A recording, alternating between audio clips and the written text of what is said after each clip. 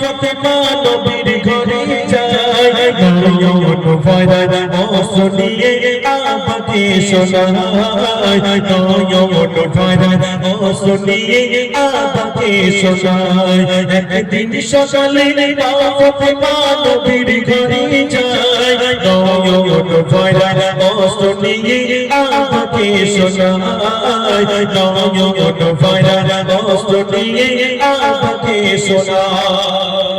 আমি একটু ওয়াজ দিয়ে যাব, খুশিদ ভাই সাউন্ডটা এক করে রাখো।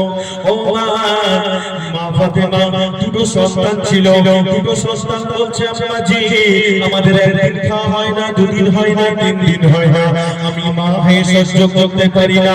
মা ফাতেমা কোটি কোটি পাই চলে গেল নবী মুহাম্মদের কাছে, বলছে আব্বা জান আমার দুটো প্রসব শিশু বাড়ি আছে, তাদের খাওয়া হয় না, আমি কিছু আহার নিতে এসেছি। কেঁদে কেঁদে বলছে, কেঁদে কেঁদে মা ফাতেমা বলছে আব্বা জান, কেঁদে কেঁদে মা ফাতেমা বলছে আব্বা জান, ঘরে কিছু থাকে যদি করো আমায় দান, ঘরে কিছু থাকে যদি করো আমায় দান।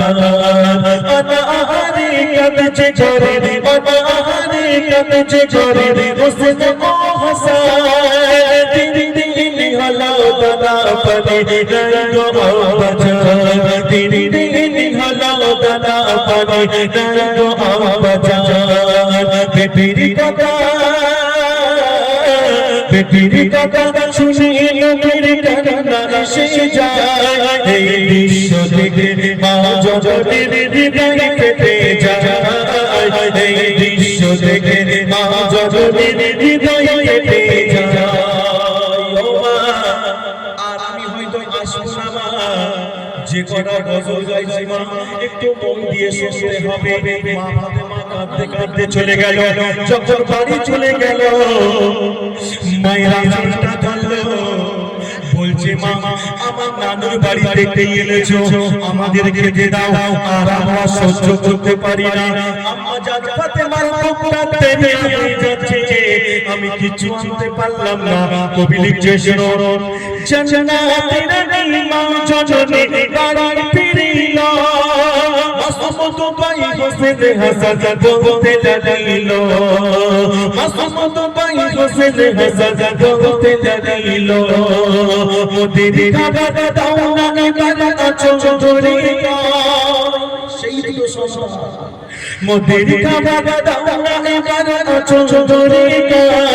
এই দৃশ্য দেখে মা জননীর হৃদয় কেঁপে যায়, এই দৃশ্য দেখে মা জননীর হৃদয় কেঁপে যায়। যখন ফরজের আযান হয় হাইয়া আলাস সালাত,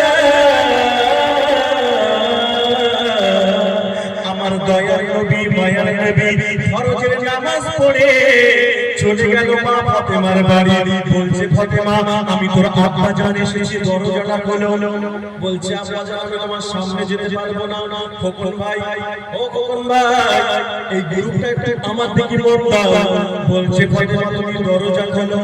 বলছে আব্বা জান আমার পরনে একটা ছেঁড়া ফাটা কালি দেওয়া কাপড় আছে আব্বা জান, আমি তোমার সামনে যেতে পারবো না। আর এই গ্রামের মায়েদের যদি বছরে 1000 টাকা করে শাড়ি দেয়া হয় খোকন ভাই, মা ফাতেমার বদলে লেবাস দিতে পারবে? কোনদিন পারবে না মা। হাত জোর করে বলে যায় আর আসবো না। 5 ওয়াক্ত নামাজ মারে কিয়ামতের দিনকে মা কেউ কারো নয়, সাথে স্বামী তোমার হবে না, তুমিও তোমার স্বামী হবে। চলি পরের একদিন নবী করে বেটের বাড়ি যায়, দিকে দেখি তুই নওশা করিয়া ভুলায়, দিকে দেখি তুই নওশা করিয়া ভুলায়।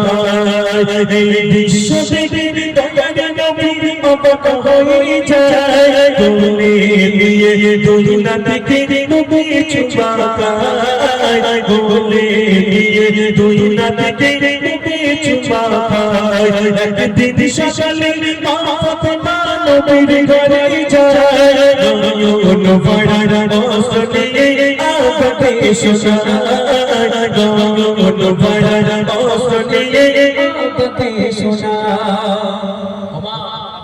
রোজ কিয়ামতের কিয়ামতের দিনকে কথা একটু ভাবতে হবে মা। তোমার স্বাদের সন্তান হবে না, খোকন ভাইয়ের মানে গিন্নি খোকন বার হবে না, খোকন ভাই আবার সন্তানদের কেউ কারুর হবে না মা। যার আমল নিয়ে সে হাহাকার করবে সেদিন কেউ কারুর হবে না মা। তবে এইটুকু বলে যাব, হ্যাঁ 5 ওয়াক্ত নামাজ ফজরের পর থেকে তোমরাও পড়ো, তোমাদের স্বামীদেরকেও শেখাও। সূরা টুরাগুলো ওযু করা সূরা, তওবা, ঘুমের দোয়া, আত্তায়াতু, এগুলো তোমরা শেখাতে হবে। চলি আল্লাহ জানি ভালোবাসি গোপন ভিতরে দুনিয়াতে কষ্ট আখিরাতে ভরিয়ে দে, দুনিয়াতে কষ্ট আখিরাতে ভরিয়ে দে।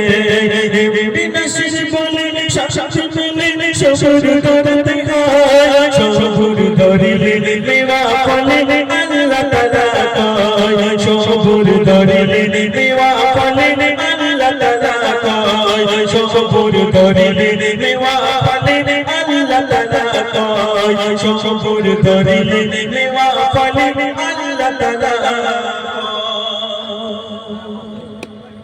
এই কুরবানির গজল আপনারা শুনেছেন তো। কুরবানির ঈদের আগে কটা করে রোজা করতে হয় বলো তো মা? এবারে অনেক মায়েরা রোজা করেনি, জানে গোশত খাওয়া হবে না, রোজা করে লাভ নেই। এই গ্রামের মারা ভালো, আমাদের ওই দিকের মারা রোজা করেনি, হয়তো গোশত খাওয়া হয়নি। আমা এবার বলেন, মা ফাতেমা কটা কাপড় নিয়ে জীবন যাপন করেছিল? কটা? ওই বাচ্চা মেয়েটা বলেছে, বাবা তুই উঠে আইতে দেখি, আই প্রাইজ নিয়ে যা। রাইট কথা। কোনটা বাবা বলছি? হ্যাঁ ইনশাল্লাহ গাইবো বাবা, একটু একটু বলো। ফোনে দাও, আমার হাবিব সাহেব মানুষ ভাই কি বলেছে দেখি, কোনো কথা হবে না। হ্যাঁ আমি এমডি ওলির হারাস ছেলে নয়, ডাউনলোড করে গেছ তো। ওই ফাতেমার গজলটা মাশাআল্লাহ খুব সুন্দর গজল।